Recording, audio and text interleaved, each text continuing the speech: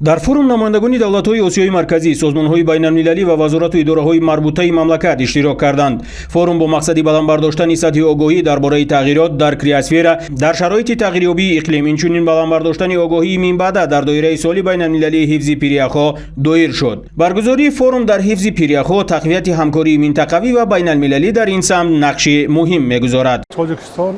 кишвари сароб аст ва на танҳо захираҳои оби ҷумҳурии Тоҷикистон вая таъмин менамояд, ҷумҳурии худамон ташкил мекунад, балки ҷумҳурҳои ҳавзаи баҳри амударёя низ бо об таъмин менамояд ва захираҳои об манбаи асосии ки он дар кӯҳҳои Помир ва дар Бадахшон мавҷуд аст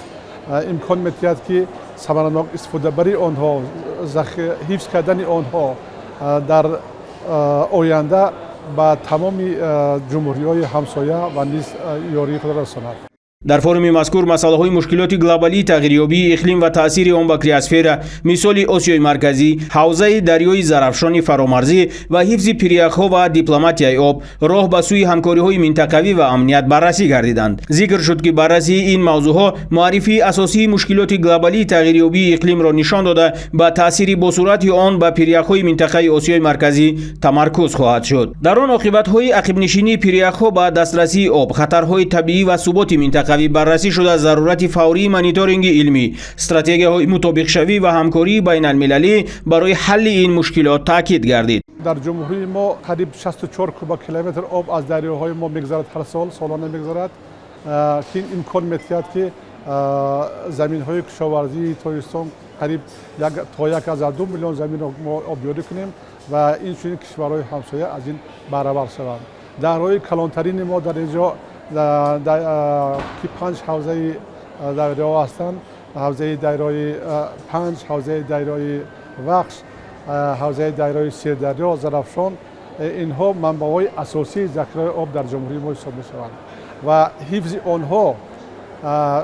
онҳо бевосита аз ҳифзи пиряхҳо вобаста аст, чунки манбаи асосии ин дарёҳо аз пиряхҳо оғоз мешавад ва қисмати ками онҳо боз аз манбаи барфу дигар чашмаҳо об мегиранд ва агар мо пиряхҳоро тавонем дар Кӯҳистон ҳифз кунем,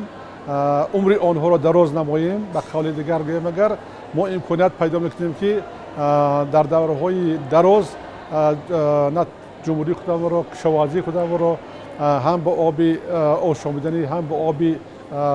полезӣ пурра таъмин намоем. коршиносон дар бораи равишҳои миллӣ ва минтақавӣ оид ба мониторинги пиряхҳо ва барфҳо мубодилаи афкор карданд. муҳокима инчунин ба ҳамкориҳои байни ниҳодҳои марбута ба криосфера тамаркуз хоҳад кард ки ҳамкориҳои муваффақро барои ҳалли мушкилоти коҳиши пиряхҳо ва таъсири тағйирёбии иқлим ба захираҳои об нишон медиҳад. ёдовар мешавем ки ҷумҳурии Тоҷикистон аз имрӯз то 31 май мизбони конфронси байналмилалии сатҳи баланд оид ба ҳифзи пиряхҳо мебошад. он имконияти хуб барои муаррифии иқтидори илмӣ ва имконияти бунёдии Тоҷикистон дар масъалаи ҳифзи пиряхҳо арзёбӣ мегардад.